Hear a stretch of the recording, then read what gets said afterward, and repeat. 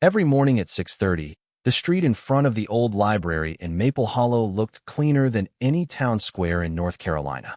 Not because of the municipal services, which only came on Tuesdays and Fridays. Not because of automated street sweepers, which this small town had never owned, but because of one man. He was 80 years old. His name was George Carter, and he simply showed up, in silence. The November morning of 2024 was no different from any other. George methodically, almost ritualistically, ran his old broom across the sidewalk, gathering yellow maple leaves that had fallen overnight. His weathered hands, wrapped in thin work gloves, gripped the wooden handle with the kind of steady precision that spoke of decades of careful practice. Please like and subscribe if this story touches your heart. He moved with the deliberate pace of someone who understood that rushing served no purpose. Each stroke of the broom was measured, thoughtful. The early morning mist clung to the empty street, and the only sounds were the whisper of bristles against concrete and the distant hum of the highway that connected Maple Hollow to the rest of the world. George wore the same thing every day: a faded blue flannel shirt, dark jeans that had seen better decades, and work boots that had walked more miles than most people could imagine. His silver hair, always neatly combed, caught the first rays of sunlight filtering through the ancient oak trees that lined the street. When he finished sweeping, he would sit on the weathered wooden bench beside the library's front steps. From a brown paper bag, he would pull out a simple peanut butter sandwich, no jelly, no fancy additions, and break off pieces of bread for the sparrows and pigeons that had learned to expect his morning ritual. The birds weren't afraid of him. They would hop close to his feet, pecking at the crumbs with the confidence of creatures who recognized kindness. George would watch them quietly, sometimes allowing the ghost of a smile to cross his weathered face. Inside the library, the staff had grown accustomed to their silent guardian. Miss Vera, the head librarian who had worked there for 37 years, would sometimes bring him a cup of coffee in a ceramic mug, steam rising in the cool morning air. "You don't have to do this, you know," she had told him countless times over the past 5 years, ever since he'd started showing up with his broom. George would accept the coffee with a nod and a quiet, "Thank you, ma'am." Then, after a moment's pause, he would add, "I just don't like messes. Any kind of mess." There was something in the way he said it, not with bitterness or complaint, but with the weight of someone who had seen what happened when things were left uncared for, when small problems grew into larger ones, when attention to detail meant the difference between coming home and not coming home at all. The townspeople of Maple Hollow had their theories about George Carter. Some said he was a widower who had nothing better to do with his time. Others whispered that he was a little odd, maybe touched by loneliness or early dementia. A few of the more charitable residents assumed he was simply a good neighbor who took pride in his community. None of them knew the truth. None of them knew that the same hands that gripped that broom had once held the controls of a P-51 Mustang fighter plane over the skies of Nazi-occupied France. None of them knew that those steady fingers had once guided damaged aircraft through anti-aircraft fire while wounded crew members bled in the seats behind him. None of them knew that George Carter had spent his 19th birthday pulling 3 unconscious airmen from a burning transport plane while German machine guns raked the Normandy beach around him. He had never told them, and they had never asked. The morning routine continued as it always did. George finished his coffee, returned the empty mug to Miss Vera with another quiet, "Thank you," and walked slowly home to the small apartment he rented above Murphy's hardware store. The walk took him exactly 12 minutes, and he made it at the same measured pace he used for everything else in his life. As he walked, he passed the same landmarks every day. The old Methodist church with its paint peeling like autumn leaves, the diner where the coffee was too strong and the pancakes were too sweet, the barber shop where 3 generations of men had gotten their hair cut by the same family of barbers. It was a life of routine, predictability, and carefully maintained solitude. George had built it that way, brick by brick, day by day, like a fortress against the chaos that still sometimes visited him in his dreams. He didn't know that everything was about to change. He didn't know that in less than a week, a presidential motorcade would stop directly in front of the library where he swept every morning. He didn't know that decades of carefully guarded silence were about to be shattered by a handshake and a few words that would transform him from the town's quiet oddity into something else entirely. But on this particular morning, as he climbed the narrow stairs to his apartment, and hung his jacket on the same hook he'd used for 5 years. George Carter was simply an old man who swept the street. An old man who fed the birds. An old man who said please and thank you and minded his own business. The world had forgotten about George Carter. Soon, it would remember. The following Monday arrived with the kind of crisp autumn air that made everything seem sharper, more vivid. George followed his usual routine. 6:30 arrival, methodical sweeping, bread for the birds. But this morning was different. This morning, Maple Hollow High School had an early dismissal for teacher conferences, which meant the students were walking through downtown just as George was finishing his work. The group of teenagers approached from the direction of the school, their voices carrying across the quiet street, like birds calling to each other. There were 5 of them, 3 boys and 2 girls, all carrying backpacks and the kind of casual confidence that came with being 17 and believing the world was waiting for you. Tyler Morrison, the tallest of the group, was the first to notice George. Tyler had sandy hair that perpetually fell across his eyes and a social media presence that had made him something of a local celebrity among his peers. He pulled out his phone with the practiced motion of someone who documented everything. "Check this out," Tyler said, opening his TikTok app. "It's the street wizard again." "What's he even doing?" asked Madison, a girl with carefully styled blonde hair who served as the unofficial narrator for most of their group adventures. "Like, doesn't the town pay people to clean the streets?" "Maybe he's practicing for Hogwarts," said Jake, Tyler's best friend since elementary school. Old dude's got his broom and everything. They were still 50 feet away, but their voices carried clearly in the morning air. George heard them, of course. His hearing was still sharp despite his years, sharpened by decades of listening for the subtle changes in engine noise that could mean the difference between a successful mission and a catastrophic failure. Tyler held up his phone, framing George in the screen. "Guys, say hello to Maple Hollow's own Dumbledore. Every morning, rain or shine, this guy's out here with his magical cleaning broom." "Does he ever, talk to anyone?" Madison asked, stepping closer while staying safely within Tyler's camera frame. "Nah, he's like a ghost or something," Jake replied. "My mom says he's been doing this for years. Just shows up, sweeps, feeds the birds, disappears." George continued his work, moving the broom in steady strokes across the sidewalk. A few leaves had fallen overnight, and he gathered them into a neat pile beside the street.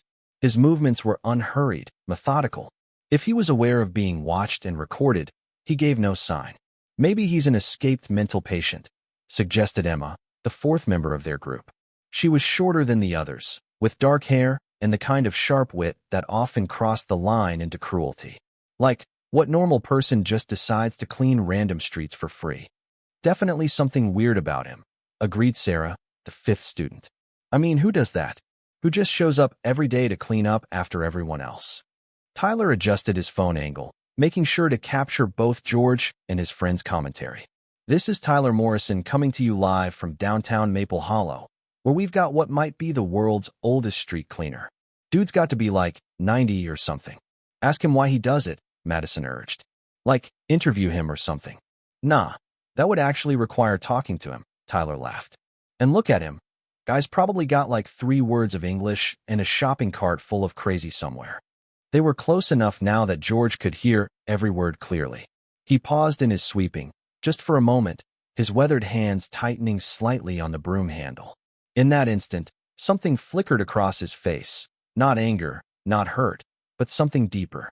Something that looked like the kind of weariness that came from carrying weight for too long.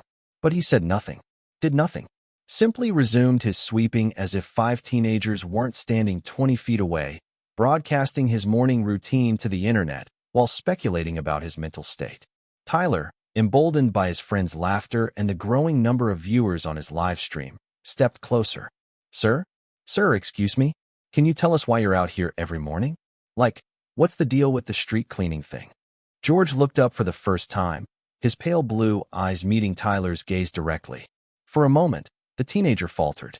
There was something in those eyes, not confusion or anger, but a kind of steady, quiet assessment that made Tyler suddenly feel like he was being measured for something he couldn't understand.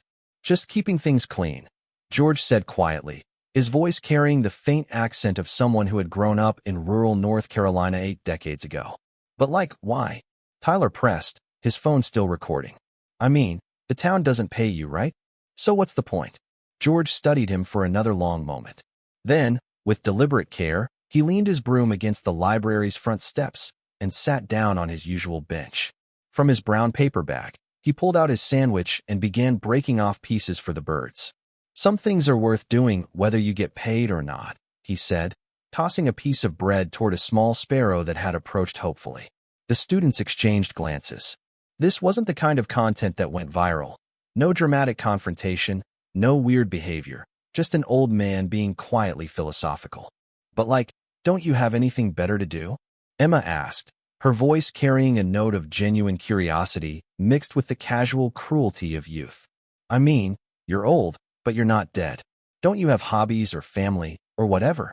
George's jaw tightened almost imperceptibly. The question had found its mark, hitting a place that was still tender even after all these years. He had outlived his wife, his siblings, most of his friends. The family he might have had existed only in the photographs he kept in a shoe box under his bed. Pictures of young men who had never made it home from France, who had never had the chance to grow old and sweep streets in small towns. I have this, he said simply, gesturing toward the clean sidewalk and the small birds pecking at breadcrumbs around his feet. Tyler was losing interest. The live stream needed energy, controversy, something shareable. A quiet old man feeding birds wasn't going to get him the kind of engagement he was looking for. Okay, well, that's nice, I guess, Tyler said, starting to lower his phone. Anyway, guys, this has been Tyler Morrison with another exciting installment of Weird People in Maple Hollow. Make sure to like and follow for more. He was interrupted by the sound of engines, multiple engines, powerful and synchronized, coming from the direction of the highway. The sound grew louder, more distinct, until it was clearly identifiable as a convoy of vehicles moving at high speed. The students turned toward the sound, their attention completely diverted from George. Even in a small town like Maple Hollow, motorcycle police escorts and black SUVs were unusual enough to warrant attention. George, however, remained seated on his bench, still feeding the birds. But something had changed in his posture, a subtle straightening, a sharpening of attention that spoke of old instincts awakening. He recognized the sound of an official convoy, and despite his 8 decades, despite the years of quiet routine, part of him was already assessing, calculating, preparing. The convoy rounded the corner onto Main Street, and the students' phones came out immediately. 3 police motorcycles led the procession, followed by 2 black SUVs, a presidential limousine bearing the seal of the United States of America, and 2 more SUVs bringing up the rear. Holy shit, Tyler breathed, his earlier boredom forgotten as he frantically switched his phone back to recording mode. Guys, the president is in Maple Hollow. The actual president is. But the convoy was slowing down, not passing through town as everyone expected, but actually decelerating as it approached the library. The lead motorcycles came to a stop directly in front of where George sat on his bench, and the rest of the convoy followed suit with military precision. The students stood frozen, phones raised, as Secret Service agents emerged from the SUVs with the fluid efficiency of a well-rehearsed dance. The area was secured in seconds, agents positioning themselves with clear sight lines and communication devices crackling with quiet activity. Then the rear door of the presidential limousine opened, and the President of the United States stepped out onto the sidewalk of Maple Hollow, North Carolina. He was a man in his early 60s, with silver hair and the kind of bearing that came from years of carrying the weight of difficult decisions. He wore a simple dark suit and moved with the confidence of someone accustomed to being the most important person in any room. But his attention was focused entirely on the elderly man sitting on the bench, still holding a piece of bread for the birds. "Mr. Carter," the president said, his voice carrying clearly in the sudden silence that had fallen over the street. "Mr. George L. Carter?"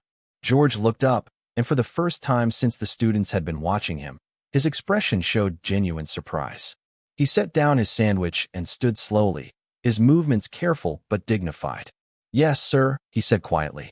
The president approached him directly, ignoring the Secret Service agents, the gathering crowd, the phones recording everything. He stopped directly in front of George and extended his hand. "My father was Second Lieutenant William Harrison," the president said, his voice formal but warm. June 6, 1944. Normandy. His transport was hit during the landing, shot down about half a mile inland. George's face had gone very still. The color had drained from his cheeks, and his hand trembled slightly as he reached out to shake the president's hand.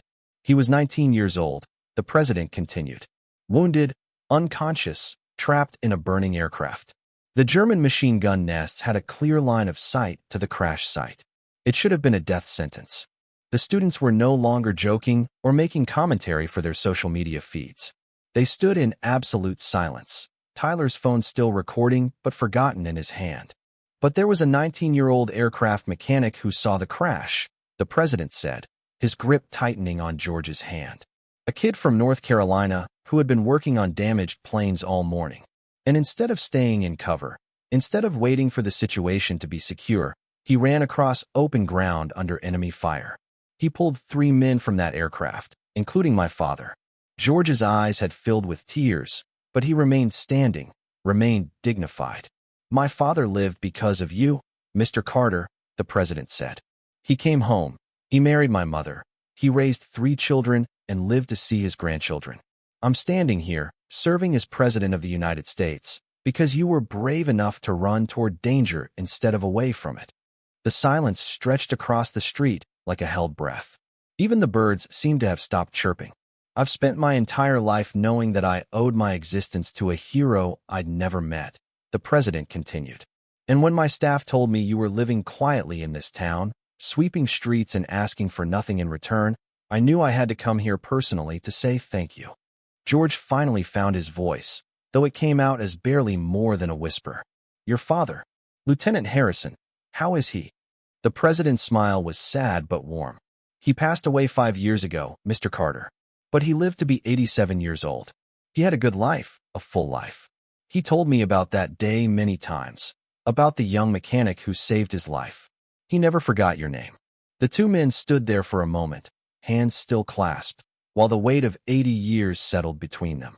Tyler Morrison, who had been recording the entire exchange, slowly lowered his phone. The TikTok video that had started as a joke about a strange old man with a broom had become something else entirely.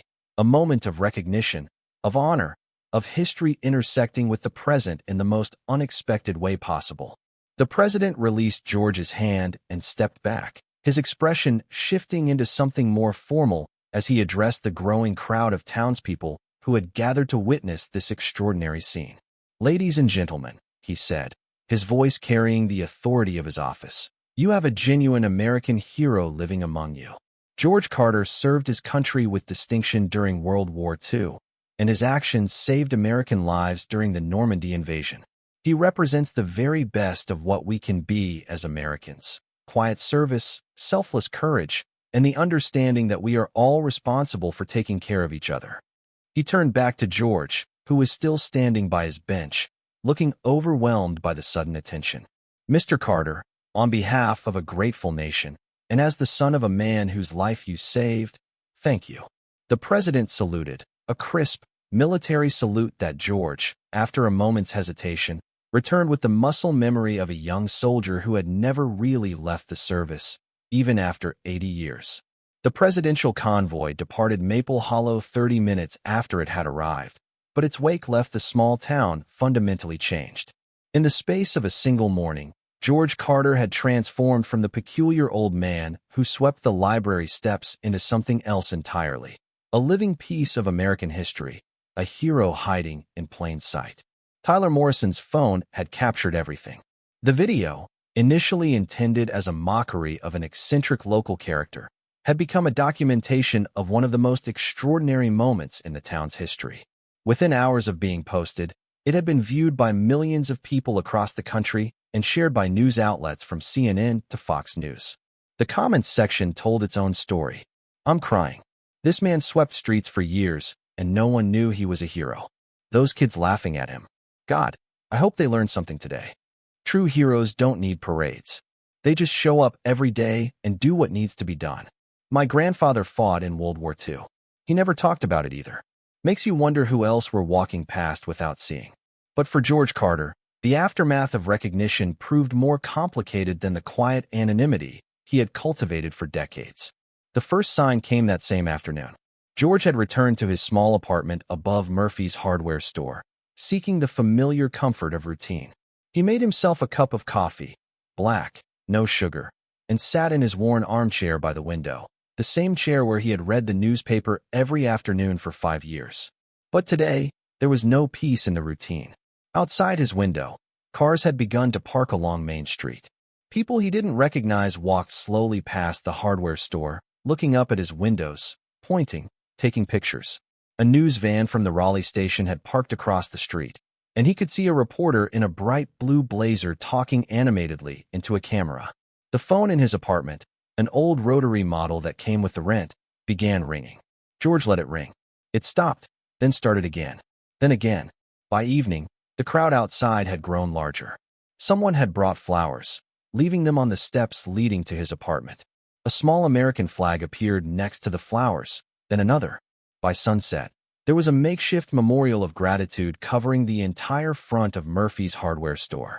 George stood at his window, looking down at the gathering crowd, and felt something he hadn't experienced in decades, the weight of being seen. For 80 years, he had carried the memories of that day in Normandy like stones in his pocket. Heavy, personal, never to be shared. The screaming of aircraft engines, the acrid smell of burning fuel, the weight of unconscious men as he dragged them from twisted metal while bullets struck the sand around his feet. He had saved 3 lives that day, but he had also watched 12 men die. Men whose names he still remembered, whose faces still visited him in dreams. The hero's welcome felt incomplete when measured against the silence of those who never came home. There was a knock at his door, soft, tentative. George hesitated, then walked across the small apartment and opened it. Tyler Morrison stood in the hallway, no longer carrying his phone, no longer surrounded by his friends. He looked younger somehow, uncertain in a way that teenage bravado couldn't quite conceal. "Mr. Carter?" Tyler's voice was quieter than it had been that morning. I wanted to apologize. For what we said. For making fun of you." George studied the young man's face, seeing something there that reminded him of other young faces from long ago. Earnest, trying to do right, carrying the weight of mistakes they were still learning how to make. "Come in, son," George said, stepping aside. Tyler entered the apartment, his eyes taking in the sparse furnishings, the single photograph on the mantelpiece showing a young man in an Army Air Forces uniform, the neat stack of books on the small table by the window. "I posted the video," Tyler said, not quite meeting George's eyes. "The one from this morning. It's gone everywhere. Millions of people have seen it." George nodded. "I figured as much," from the crowd outside. "I'm sorry," Tyler said again. I'm glad people know who you really are. But I'm sorry we were laughing. We didn't know." George was quiet for a moment, then gestured toward the small couch. "Sit down, Tyler." They sat in silence for a few minutes, the sounds of the crowd outside filtering through the window. Finally, George spoke. "You know what I was thinking about when you and your friends were talking this morning?" Tyler shook his head. "I was thinking about a kid named Bobby Hernandez from El Paso, Texas. He was 19, same as me. We were working on the same aircraft maintenance crew in England, getting ready for D-Day." George's voice was steady, but Tyler could hear the weight in it. Bobby had this laugh, loud, infectious. He could make anyone smile, even when we were scared out of our minds. George paused, looking out the window at the gathering darkness. Bobby didn't make it off the beach that day. Neither did a lot of good kids. And for 80 years, I've wondered why I got to come home when they didn't. Why I got to grow old, got to see all the things they never saw. Tyler felt something heavy settling in his chest, an understanding that was larger than anything he had expected when he knocked on the door. "This morning, when you were laughing, I wasn't angry," George continued. "I was thinking that Bobby would have laughed too. That most of those boys would have found it funny, an old man with a broom, cleaning up after everyone else. They had good humor, most of them. They'd have liked you kids." Tyler's eyes were wet now, though he was trying not to show it. "The thing is," George said, "you weren't wrong to laugh. I'm just an old man with a broom. That's all I've ever been, really. The hero stuff, that was just one day, 80 years ago. What matters is what you do with all the other days." He stood and walked to the window, looking down at the people gathered below. Some of them were veterans themselves, Tyler realized, recognizing the distinctive caps and jackets that marked military service across generations. "They want to make me into something special," George said quietly. "But the truth is, every person down there has probably done something brave, something important, that nobody else knows about. Heroes aren't special, son. They're everywhere. They're just usually too busy doing their jobs to make a fuss about it." Tyler stood as well, moved by something he couldn't quite name. "Mr. Carter? The video. Do you want me to take it down? I could try to." "No," George said, turning from the window. "Leave it up.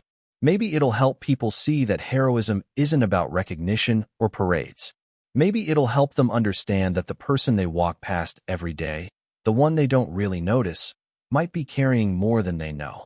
There was another knock at the door, and George opened it to find Miss Vera from the library, holding a casserole dish and looking flustered. "George, I'm so sorry about all this commotion," she said, bustling into the apartment. "I brought you some dinner. I figured with all these people outside, you might not want to go out." She stopped when she saw Tyler, and her expression softened. "Tyler Morrison, I heard what happened this morning." Tyler looked uncomfortable. "Yes, ma'am. I was just apologizing to Mr. Carter."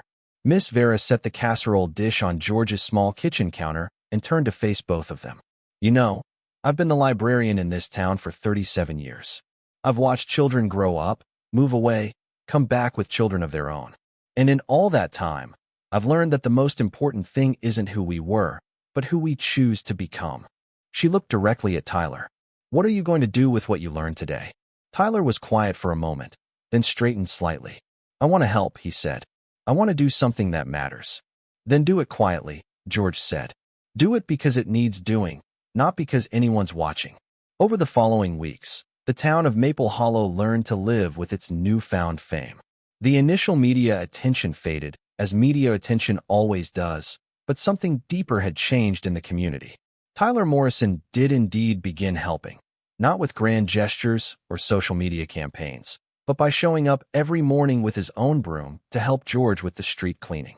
Other students joined them, then adults, until the morning ritual became a community effort that spread beyond the library to other parts of town. The Maple Hollow Town Council met in emergency session and unanimously voted to rename the library in George's honor. When they approached him with the proposal, George initially resisted. "There are 12 names that should be on that building before mine," he said, thinking of the men who hadn't made it home from Normandy. The compromise they reached was elegant in its simplicity. The new plaque read, "Carter Memorial Library, honoring service, remembering sacrifice, celebrating community." Below it, in smaller text, were the names of the 12 men from George's unit who had died on D-Day, along with the names of every veteran from Maple Hollow who had given their lives in service to their country. George stood before the plaque on the day of its dedication, surrounded by hundreds of people from town and beyond. Veterans from every branch of service, every conflict since World War II, had come to pay their respects. But George's attention was focused on a smaller group standing near the front. Tyler Morrison was there, along with Madison, Jake, Emma, and Sarah, the 5 students who had been laughing at him just weeks before. They weren't laughing now. They stood at attention as the ceremony proceeded, and George could see in their faces something that hadn't been there before: understanding. When it came time for George to speak, he approached the microphone with the same measured pace he used for everything else. The crowd fell silent. "My friends," he began, his voice carrying clearly across the gathering, "I want to tell you about some young people I met recently who taught me something important about courage." He looked directly at Tyler and his friends as he continued. "They reminded me that it takes bravery to admit when you're wrong, to apologize when you've hurt someone, and to change when you realize you need to be better. That's a different kind of heroism than what we usually talk about, but it's just as important." He paused, gathering his thoughts. The men whose names are on this plaque were heroes for one moment, one terrible and necessary moment 80 years ago. But these young people are choosing to be heroes every day, in small ways, in quiet ways, by deciding to see each other clearly and to take care of their community. George looked out over the crowd, his pale blue eyes taking in faces both familiar and strange. That's what real heroism looks like. It's not one grand gesture. It's getting up every morning and deciding to make things a little bit better than you found them. It's seeing the person everyone else walks past and choosing to see them clearly. It's understanding that we're all responsible for taking care of each other." He stepped back from the microphone, and the crowd erupted in applause that echoed off the buildings around the town square. Later that evening, after the crowds had dispersed and the news crews had packed up their equipment, George sat on his bench in front of the newly renamed library. The streetlights had come on, casting gentle pools of light across the sidewalk he had swept clean that morning. Tyler Morrison approached from the direction of the high school, carrying his own broom. "Ready for tomorrow morning, Mr. Carter?" he asked. George smiled, the first full smile anyone in Maple Hollow had seen from him in years. "Ready, son," he said. "Ready."